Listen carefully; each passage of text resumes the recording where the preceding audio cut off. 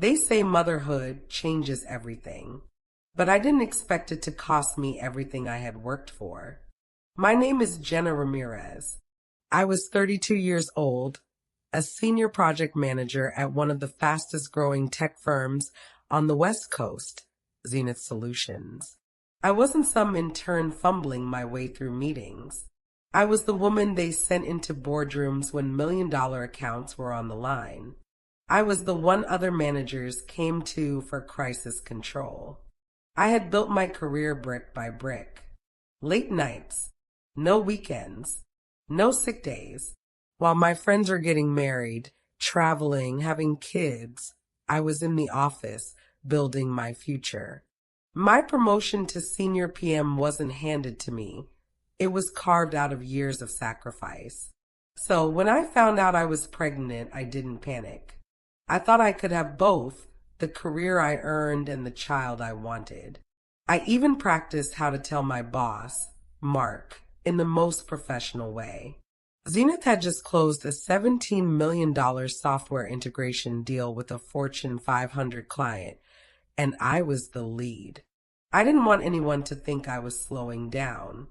I rehearsed my announcement like a TED Talk, confident, efficient, impossible to misinterpret. But nothing could prepare me for what happened next. The day I told Mark, he smiled too quickly. Not the kind of smile you give someone when you're genuinely happy for them. It was tight, controlled, calculated. "Wow, Jenna, congratulations," he said, forcing the words out like they were sticking to the roof of his mouth. "That's unexpected, but I'm sure you'll figure out a balance." Something about his tone made my stomach twist. I brushed it off. Maybe he was just caught off guard. The next week, things started shifting. Subtly at first. I was excluded from emails about the next phase of the Fortune 500 project, the one I had designed. My client calls were quietly reassigned to another manager, Todd, someone with half my experience and none of my client rapport. When I asked Mark about it, he said, "We're just trying to ease your load. You'll thank me when the baby comes." The baby was only 10 weeks along. I wasn't due for months, and I hadn't asked for anything to be eased. I worked harder, longer, trying to prove I could still lead. I volunteered to train new hires. I delivered a flawless client pitch that landed us another $2 million in contracts. But the harder I worked, the more I was pushed aside. Then came the performance review. I'd never gotten less than exceeds expectations in 5 years. But this time the tone had changed. "You seem distracted lately," Mark wrote. "Your focus is inconsistent. We've noticed a decline in assertiveness." Assertiveness? I had just negotiated a licensing deal that saved the company $400,000 in annual fees. I stared at the words on the screen, hands shaking. This wasn't about my work. This was about my pregnancy. When I got home that night, my partner Alex could tell something was wrong. He made me sit down on the couch while he made tea. "They're trying to build a case," I told him. "They're trying to push me out before I qualify for maternity leave." Alex put the mug in my hand and said something I'll never forget. "Then you build one stronger." And that's when it began. I started keeping records. Every email, every meeting exclusion, every Slack message. I created backups, took photos of whiteboard schedules, recorded phone calls when I could. I documented every project reassigned without justification. The HR director, Cynthia, had always been friendly to me. So I went to her cautiously. I explained what was happening. I asked if she'd noticed the shift. She gave me the same too quick smile Mark had. "Oh, Jenna, I'm sure it's nothing. Everyone's just adjusting. It's a high-pressure season, you know." I knew then I was alone. 1 week later, I was called into Mark's office. It was a Friday afternoon. Quiet. HR was present. "We've decided to go in a different direction," Mark said, looking down at his hands. Your position has been eliminated effective immediately. Eliminated? I had just been given a leadership award 3 months ago. I asked for a reason, a justification, anything. They gave me a generic severance packet and a 15-minute deadline to vacate my desk. No explanation. No paperwork citing poor performance. Nothing. I walked out of that building 6 months pregnant, unemployed, and humiliated. But I wasn't broken. I was furious. And fury is a hell of a fuel. People think getting fired is the end of the story. For me, it was just the beginning. I spent the first week in a daze. Not crying, not yelling, just quiet. Every day I sat at the kitchen table with my laptop, staring at my severance paperwork, HR emails, and internal Slack archives. While other women were Googling baby names and stroller brands, I was building a war room. I didn't want revenge. I wanted justice. And I knew I couldn't just walk into a courtroom with a sad story. I needed proof. I needed patterns. I needed a case so bulletproof they'd choke on it. So I became a detective in my own life. I went back through every project timeline for the past 18 months. I tracked the number of accounts I had successfully led, the revenue I brought in, the promotions and bonuses I had been promised and conveniently never received. I compared that with the timelines of male colleagues, including Todd, the one who had replaced me. Guess what? He had 3 times as many second chances on failed projects than I had on my perfect ones. I printed everything, created spreadsheets, color-coded graphs. Then I reached out, not to lawyers yet, to the other women, former employees, interns, even a couple who had left before I joined. I found them on LinkedIn, Facebook, Twitter, even Reddit. I kept the messages polite and vague at first, but once I told them what happened to me, the floodgates opened. One woman, Sierra, told me she'd been demoted a month after returning from maternity leave. Another, Leah, said she had been forced to sign a resignation letter the day before her due date or risk losing her insurance benefits. There were patterns, cold, consistent patterns. Zenith Solutions didn't just accidentally discriminate against pregnant women. They had a system for getting rid of them. And I was going to burn that system to the ground. Alex helped me organize the digital files. He even wrote a small program to search keywords across thousands of internal communications I'd saved: maternity, leave, risky, Jenna, HR, performance. The results were damning. One Slack message from Mark to another manager read, "Keep an eye on Jenna. Pregnant employees tend to shift focus. Let's test how committed she really is." Another, "We can't afford downtime on the Zenith Edge rollout. If she flakes during Q3, it could tank our bonus." Flake? I was running 2 departments by myself. I was giving 12-hour days with swollen feet and a baby pressing into my ribs. They didn't see me as a person, just a liability in heels. I found an attorney who specialized in workplace discrimination. Her name was Kendra Singh. She had this calm, surgical demeanor, like a surgeon who only takes the trickiest operations and always wins. After our first meeting, she looked me in the eye and said, "You're not crazy. You've got a case. A very strong one. We filed an official complaint with the Equal Employment Opportunity Commission, EEOC." While the process moved slowly, Kendra helped me prepare for the long haul. She said corporations like Zenith never admit fault outright. They try to settle quietly or bury evidence. But they'd underestimated me. I had the receipts, and I was just getting started. 3 weeks into the case, something unexpected happened. A journalist reached out. She had seen a cryptic post I made on a professional forum. I hadn't named names, just described the situation. Turns out, she had been investigating several Silicon Valley firms for similar pregnancy pushouts. She asked if I'd be willing to go on the record anonymously. At first, I hesitated. I wasn't ready to be a headline, but then I remembered all the women who had messaged me, the ones who had no voice. I said yes. The article dropped 1 month later. It was titled, "The Motherhood Penalty: How Tech Still Silences Its Strongest Women."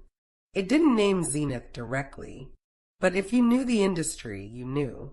3 days later, I got a message from another former Zenith employee. They did the same thing to me.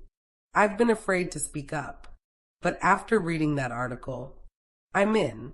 Then another, and another. We were forming a quiet army. Around that time, Zenith's PR team must have caught wind of what was brewing. I got a carefully worded email from HR offering to reassess the terms of my termination. They wanted to meet. I didn't reply. Instead, I forwarded it to my lawyer. Kendra smiled. They're scared. Good. Let's make them sweat. But I didn't stop there. I created a public Instagram page, not under my real name, just a handle at No More Pushout. I shared resources for women facing workplace discrimination. I posted anonymized quotes. I created graphics explaining employee rights under the Pregnancy Discrimination Act and Title VII. The account started growing.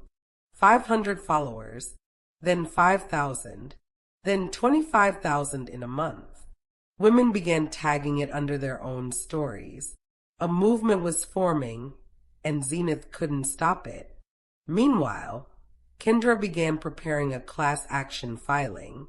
With 3 other women from Zenith now officially on board, the case had teeth. Real ones. When the EEOC issued a reasonable cause finding, stating that they believed discrimination had occurred, that's when the dam cracked. Zenith called my lawyer 3 times in a week. They wanted to settle.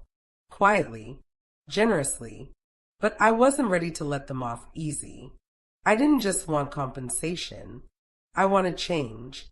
I didn't sleep much the night before the press conference. Yes, press conference. Because we weren't doing this behind closed doors anymore. This wasn't just about my job, or my pregnancy, or even the women Zenith had steamrolled before me. It was about every woman who had ever walked into a meeting prepared, capable, brilliant, only to be seen as a disruption the moment she said, "I'm expecting." We were done being polite. We were done being quiet. Kendra stood at the podium with the confidence of a prosecutor delivering a final blow. Behind her sat 4 of us, former Zenith employees, each with our stories, our evidence, and our names now public. I wore a navy blazer that barely closed over my 7-month belly. I didn't care. Let them see me exactly as I was, a pregnant woman who refused to be erased. Kendra spoke first.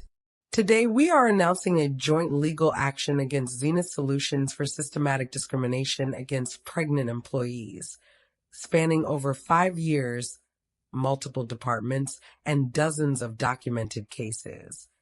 She outlined our demands: immediate reinstatement of terminated employees, if desired, a public apology and admission of wrongdoing, company-wide diversity and inclusion restructuring, monetary damages for emotional and financial harm, and most importantly, policy reform to ensure it never happens again. The reporters were hungry. Cameras flashed. Microphones swarmed. When they turned to me, the first question wasn't even about the lawsuit. "Jenna, are you afraid this will make it hard for you to get hired again in the tech industry?" I smiled. Calm. Steady. "No," I said. "I'm afraid if I don't speak up, women like me will keep getting pushed out while everyone else looks the other way." That clip went viral by evening. Zenith's reaction? Predictable. They released a vague, tone-deaf statement. Zenith Solutions is committed to fostering a diverse, inclusive workplace and takes all employee concerns seriously. While we cannot comment on pending litigation, we are confident in our company's values and internal procedures. It was copy-paste corporate cowardice, and the internet called it out immediately. Hashtag Boycott Zenith trended on X. Two prominent influencers in the women in tech space publicly withdrew from Zenith-sponsored panels. One VC firm that backed them released a statement demanding internal accountability. The tide had turned, and I wasn't paddling alone anymore. I had an entire ocean behind me. But while the public raged, the legal work intensified.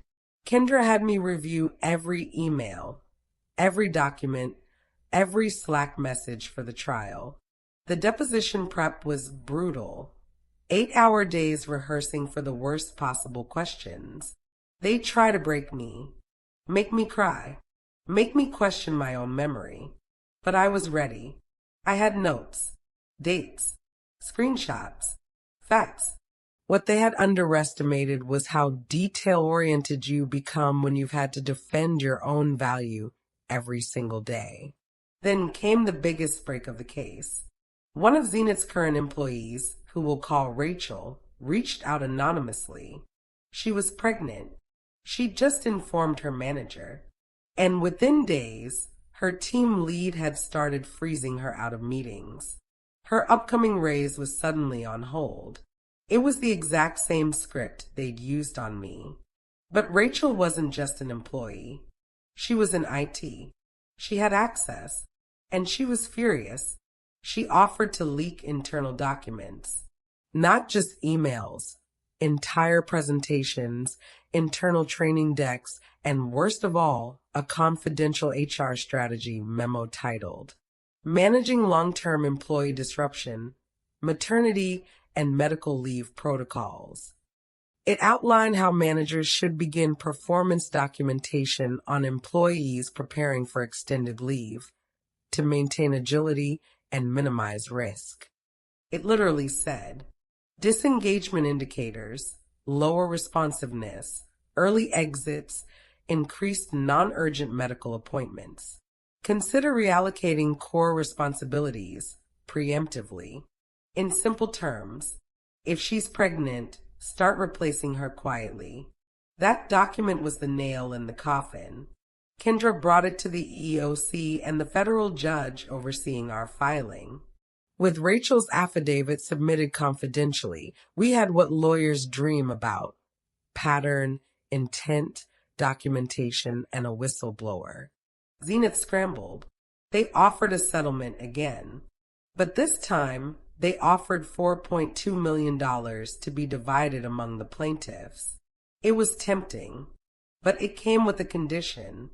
We'd have to sign NDAs and drop all public claims. I asked Kendra, if we take this and stay quiet, what happens to women like Rachel? She didn't answer. She didn't have to. I declined. We were going to court.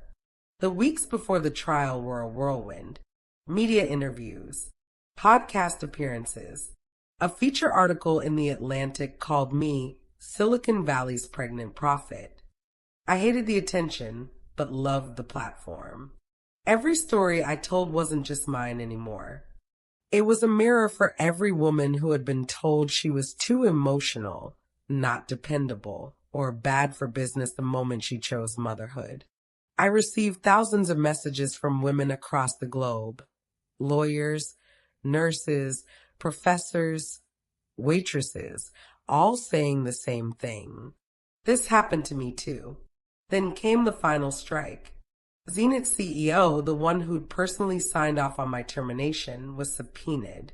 In his deposition, he claimed he wasn't aware of any bias in the company. That's when Kendra revealed the email, from his own account, dated just 2 days before my firing. Subject: Risk Mitigation, Jenna V. It read, I've spoken to Denise. She's confident we can manage the transition before she hits her 3rd trimester. Let's make sure this doesn't cost us another quarter. That was it. They didn't fire me because I failed. They fired me because I was about to give birth, and they didn't want their bonus messed up by a baby. I remember the morning of the trial like it was yesterday. The courtroom was packed, not just with legal teams and reporters, but with people. Women I didn't even know had come to watch. Some held small signs. Some just sat in silence, eyes locked on the front like it was a battleground. Maybe it was. Zenith's legal team had come prepared. Sharp suits, thick binders, forced smiles. But I had something they didn't. The truth. And Kendra. She was a force of nature in a pantsuit. I watched her walk into that courtroom like she owned it. Calm. Cool. Precise. She gave me a slight nod before we sat down. I'd never been so glad to have someone on my side. Day one was tense. Their lawyers tried to dismiss everything as a misunderstanding. They called my firing an unfortunate HR oversight. They even tried to paint me as emotionally unstable due to my pregnancy hormones. I clenched my fists under the table. Kendra stood. "Let's talk about unstable," she said. And then she pulled out emails, ones I had flagged months ago. Confidential memos where upper management had called me a liability and risk factor. They hadn't redacted the metadata. They were dated weeks before my so-called performance issues had ever been mentioned. The judge raised an eyebrow, but it didn't stop there. Kendra then called her first witness. It was Melanie, the whistleblower. She walked in quietly, nervously. She didn't look at me, but when she sat down and placed her hand on the Bible, I knew she was about to change everything. Under oath, she told them how she'd been present during multiple executive meetings where my name came up, not as an employee to support, but as a problem to be solved. She spoke about the day HR was instructed to begin building a case against me, how management called my pregnancy bad timing for the Q4 campaign. The courtroom was silent. Then she said something I'll never forget. They didn't fire Jenna because she was underperforming. They fired her because she was pregnant, and they didn't want to accommodate her. Zenith's lead counsel objected. Speculation. Kendra held up a printed transcript, screenshots from internal Slack messages, all time-stamped, all signed in with Zenith credentials. The judge leaned forward. Objection overruled. The room buzzed like a hive of angry bees. Reporters scribbled furiously. I saw camera flashes from behind the courtroom doors. Zenith wasn't just in trouble, they were exposed. Over the next 2 days, we brought forward more witnesses. 2 women who had resigned quietly after experiencing similar treatment. One had miscarried from the stress. She cried on the stand. Another said she had signed an NDA after being let go during her second trimester. She broke it to be there. I knew that meant she risked legal action. I also knew she didn't care anymore. On day 4, Zenith's executives were subpoenaed. Their VP of operations stammered. The CEO, Mr. Whitman, was calm at first, until Kendra asked about an email she had obtained through Discovery, one where he had written, "We need to be more selective with our hires." Family-minded types slow things down. He claimed it was taken out of context. Kendra smiled. "Would you like to explain the context where that's appropriate to say?" Silence. The judge asked him to answer. He declined. That night, outside the courthouse, I was swarmed by microphones and questions. "Do you feel vindicated, Jenna? Was this all about money? Do you think Zenith will settle?" I didn't say much. Just, this was never about revenge. This was about making sure no other woman sits in that office feeling like her pregnancy is a problem. Inside, though, I was burning. With rage. With resolve. With something more powerful than revenge. Clarity. The final day of trial, Kendra gave her closing. It wasn't loud or flashy. It was simple, real. My client did her job. She did it well. She was a top performer. And when she decided to grow her family, she was treated like a liability instead of a leader. We're not here today just for compensation. We're here because we cannot allow companies to weaponize motherhood against women. There was a pause. This isn't just Jenna's story. It's every woman who's ever had to hide her belly, mute her joy, or time her dreams to someone else's bottom line. The jury was visibly moved. And then it was over. We were told to wait 48 hours for a verdict. They gave it in 16. When the call came in, I was sitting in my apartment. My son, now almost 8 months old, was asleep on my lap. Kendra's voice cracked. We won. Jenna, we won everything. The court awarded damages in the high 6 figures.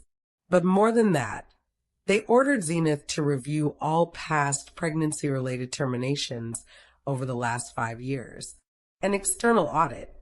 It was the beginning of the end for them. The news hit the internet like wildfire.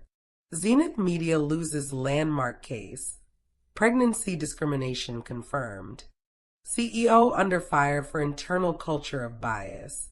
Former employee's testimony sparks nationwide HR reform debate. My inbox flooded, not just with congratulations, but with stories. Other women, other mothers, HR reps, junior employees, even men, all sharing how they'd witnessed or suffered similar things. So many wrote, I didn't think anyone would ever speak up. And there I was, just a mom in a small apartment, holding my baby while history unfolded. Zenith tried to spin the loss. Press releases, paid media damage control. But the audit revealed what I already knew. I wasn't the only one. 14 other terminations, all pregnant women, all brushed under the rug. They couldn't silence that. Their head of HR was forced to resign. The CEO took a leave of absence. Their board released a public apology. But it was too late. Their reputation was scorched. Meanwhile, I had a decision to make. I could have disappeared, lived comfortably off the settlement, focused on being a mom. But something inside me refused to go quiet. I didn't want to just be the woman who sued her company.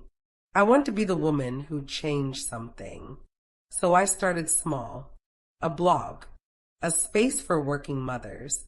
A place where women could tell their stories, share resources, vent without fear. I called it Power in the Pause. The name came from something Kendra once told me during the trial. There's power in every pause, Jenna. Even when they try to put your life on hold, you're still building something. Within 2 months, the blog had 50,000 subscribers. Then came the podcast. Then the webinars. Then the book deal. I wasn't just healing, I was leading. And the best part? I was doing it with my son on my hip, with spit up on my shirt and purpose in my chest. People started inviting me to speak. Companies wanted me to consult on policy. One even offered me the role of VP of People and Culture. I said no, because I'd already founded my own firm. A startup focused entirely on building equity-first workplaces. Women-led, family-friendly, transparent, scalable, remote. We had 3 clients that first month. By the end of the year, we had 27. One day, about a year after the trial, I got a message. It was from Melanie. Just 5 words. You changed more than policies. She was now head of people at a tech firm that had just launched 6 months paid parental leave for all genders. She told me she'd modeled it after my case. Months later, I finally took a moment. Just one. I was rocking my son to sleep, watching his little chest rise and fall. And I realized They tried to end my career the moment I decided to bring life into this world. But instead, that life, it became the very reason I fought harder. They fired me for being pregnant, and I turned that pain into a movement. Thank you for listening to my story. If it moved you, made you think, or gave you strength, don't forget to like, comment, and subscribe to Red Flag Diaries. We share real voices, raw emotions, and powerful truths every single day. Your support helps us keep telling the stories that others are too afraid to share. Until next time, raise the red flags, rewrite the endings,